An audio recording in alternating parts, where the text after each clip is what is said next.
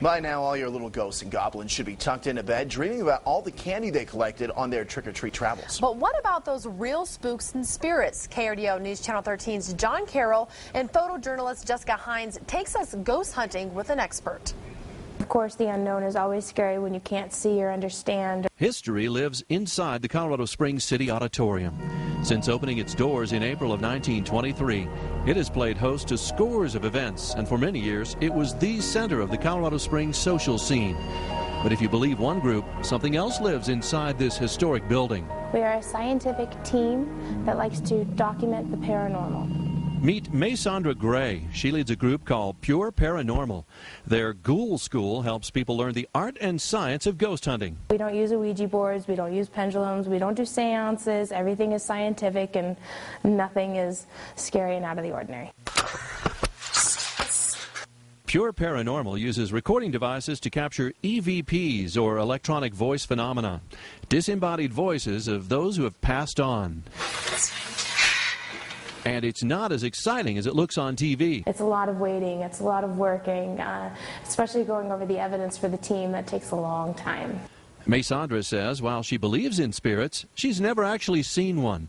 In addition to being a ghost hunter, she's also a student of the City Auditorium's colorful history. It's been USO headquarters. It was the place to go during Prohibition, drinking and gambling downstairs in the basement, dancing and dining upstairs, shows. Lots of famous people would love to come here and be a part of the life. This was the nightlife back in its day. And the caretaker of the City Auditorium back in the day was a man named John Evans. He, too, apparently believed in ghosts. John Evans used to talk to the spirits here, actually, and he would walk through here in the dark, and he was led by his Indian spiritual guide named Pinecone.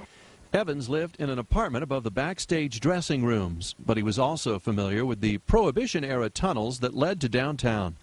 The story goes, he went out for a night of drinking and returned with an unknown companion.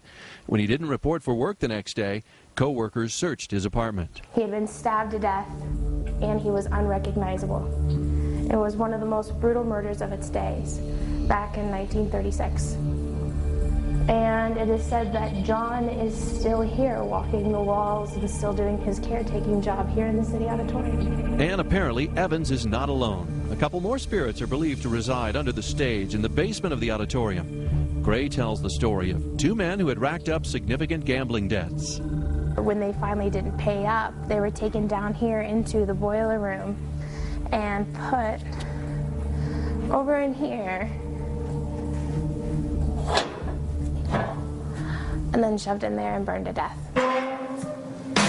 Gray says there's a brick wall somewhere in the building that's not on the original blueprints. The theory is that's where the charred remains of our delinquent gamblers ended up.